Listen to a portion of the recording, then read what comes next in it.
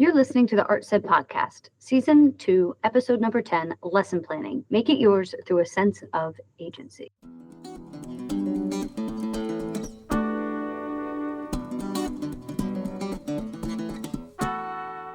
Welcome to the Art Said podcast, conversations through the perspective of the arts in education, hosted by educators and artists Shauna Longo and Edric DeBose.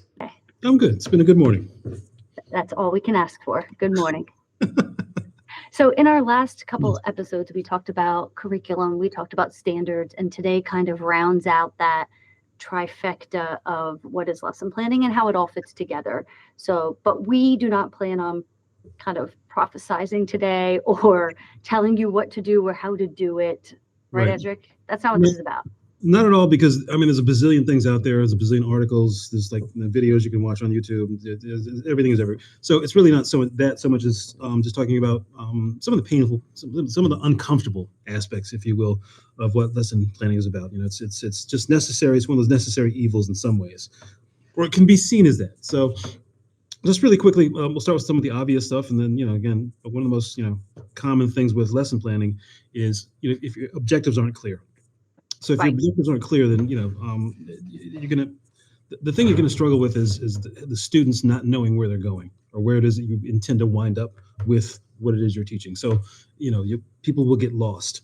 The first time I ever heard of this it was called the educational set. I don't know if you ever heard it called. No. So it's the idea that you just tell the class exactly what you're doing. First we're gonna do this, then we're gonna do this, and then we're gonna do that. Okay.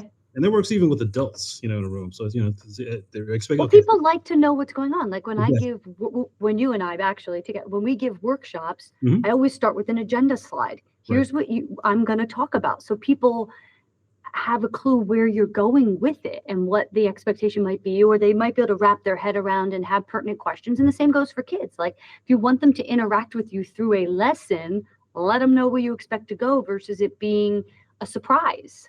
Right. And you can also time your questions. It's like, okay, well, I don't need to ask about that because we are going to get to that later. So, Exactly. Well, it's the same with kids. Same exact thing. Objectives are really important. Where do you want to end up? Again, what's the appropriate teaching strategy for who you're talking to? Who's your clientele? What level you're working at? Again, necessary materials and resources. What are your limitations? What do you we all have limitations in some capacity. What's available? What can you pull off? Is there a simpler way to do it if you don't have what you need? If you're doing something really complicated, do you have enough time to set it up and make sure everything works? Again, a timeline. You want to clear, what are your time constraints? How flexible can you be with the class? How many class periods can you spend upon a particular project? All those things. And then, of course, the differentiation. And wait, if I could jump in there when you're talking timeline, I have always believed padded by 20%. However long you think, add 20% to that approximately, because then you know what, if you finish early, it's a gift. Yeah. And you can always fill time. But if the kids are taking longer than you think, it gets uncomfortable sometimes, I think, and we feel rushed, and then we don't provide students the place to make the best work also, and have the best experience. So I'm a firm believer in padded by 20%. Yeah, because then it takes the pressure off the kids too, or whoever your audience is too, because you're not rushing, like you said, to get to the end of it. And the last piece is just, to differentiate your instruction, options for those who excel. Some kids are going to finish early. They're going to do great work. You want to challenge them more. You want to drive the middle, of course.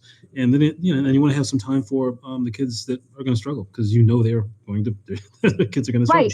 Or if they're going to struggle, how might you approach it different, or how might you adjust your expectations so they still find success? I love to think of it that way, like rather than how you're going to have kids that struggle, but instead of looking at through a struggling lens, how can I provide a positive lesson or opportunity for students to continue to grow and learn in a way that meets their needs, that may not be the same for everybody else. Right. So so it's for me, I'm just thinking you approach every class with those three things. Some are going to be ahead, most are going to be in the middle, and then some are going to be somewhere else. And how do you deal with those? And then, of course, do you want to talk about AI real quick? Yeah. So I also want to say, the advent of AI, a lot of people, it scares them. But I think when you're talking about lesson planning, it can really be a game changer. I think that people should be using it to help them create their lesson plans. I think that sometimes people would spend hours on lesson plans, and I don't think that that's necessarily necessary anymore. And I think that there's absolutely nothing wrong. Listen, AI is only going to give you back based on what you put into it. So you still kind of need an idea. You need to know who your kids are. You need to know who might struggle and who might, need to be pushed, who might be advanced. You know your students best. AI can never know your students, but AI, you can input information and say, and please add appropriate, standards to go with this, and it will spit out a beautiful lesson plan surrounding a specific concept or skill or idea. Cite the standards for you, and give you those objectives, those essential questions. You can ask it for what you want included in that lesson plan, depending upon what is required of you to include. So I think that if you haven't dabbled in using AI for creating your lesson plans, do it. Some of my teachers are doing it, and they've said they would go from like the Sunday night stress of, oh my God, I have to get these lesson plans done, and it would take an hour or so. And now they know what they want to do. AI spits it out in like 3 minutes, and then they just tweak from there. So, it can be a great tool to brainstorm, or maybe, you know what, you want to do something new that you've never done with them before. Throw it in there and see what AI comes up with in terms of how to approach a lesson on it, and then go from there. So I think that people should really be, if you're not using AI to create your lesson plans, you're missing the boat, folks. Like, use it, whether it's as a brainstorming partner for what you want the lesson to be, or whether it's please formalize this and make me sound intelligent to put it on, to turn it over to my administrator for, approval. Right. Or the opposite direction. I was talking to somebody yesterday, and he said that at one point he was creating a lesson with ChatGPT and said, "Can you dumb it down?" 100%. 100%. Well, you can scaffold. Literally. Yes. It will create, if you give it what the average students will do, ask them, how could I increase this for my more, gifted or advanced students? And how can I scale this back to meet the needs of students who might be struggling, or might take longer, or might need a different approach, maybe need to use different materials? I mean, the list can go on and on. 100%, that's a great idea. I mean, it'll translate. I mean, for music teachers, it'll translate text for you. Just put in the score and it will give you a translation. Like, oh my gosh, it'll give you a pronunciation, like whatever you need. Right. So the other piece of this is so connecting so those three things: curriculum, standards, and then lesson plans. And I think that so in our title, talking about a sense of agency, this is where a sense of agency really has to be. Absolutely, because you don't control the standards. Curriculum only to a point, right? Right. But lesson plans are in your control. That's the how you go about meeting the curriculum and the standards. So just the way I've tried to frame this, just to keep it really simple, is the curriculum is going to frame your long-term goals. It's going to talk about where do you want to wind up. Standards are going to set performance expectations. This is where most students are at. This is kind of what you should expect to see. And then lesson plans are just the logistics. It's like how do you get from one step to the next step, given who your clientele is. Right? Yep. And I think that, and the other piece about lesson plans, I think is uncomfortable is this idea of somebody looking over your shoulder, right? A supervisor is looking at your lesson plan and saying, well, this is, they're critiquing how it is that they are written. And right. That I think is one time, and that kind of doesn't really go away. Hopefully you get, somebody administration that understands or appreciates. But yeah, that's that necessary evil part of it. You remember I heard a union rep once say, you can argue all you want about what it should say, but you're going to have to turn them in. 100. Yes. I think you were told that. Let's be real, Edric. Many times, yes. I'm not. Lesson plans is a place that I struggle. But if there's a way that I've gotten through it, it's exactly this. By the way, you don't struggle with doing it's the just get. You always have lesson plans. You know what you're doing. Right. It's just dropping them where you got to drop them. Right. Putting them down in writing and putting them where they need to go. Well, I think if I am getting better at this, I've gone from asking the question of why write all this stuff that nobody's going to read, right? To now, well, no, these are documents for my sake. Yes. these are documents for my sake, for me to remember what it was I did or what it was I tried, what did work, what didn't work. And then it allows me to improve. So I think Yes, that's for me the healthiest way to look at lesson plans. It's a document that is for your improvement. It will make 100%. it'll make you better. That's how I always looked at them, was like, this is, yes, I have to give it to them for, because I have to check that box of what's required of me as a teacher, an obligation. But this is for me. This is for me to remember how long this took, or this took a little longer, or, oh, with these students I did this.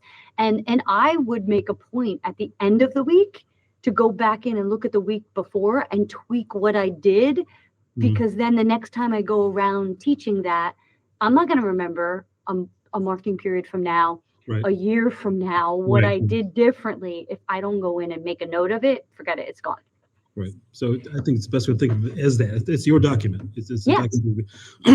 And just to finish up, I think I'd like to bring this back to a real personal level.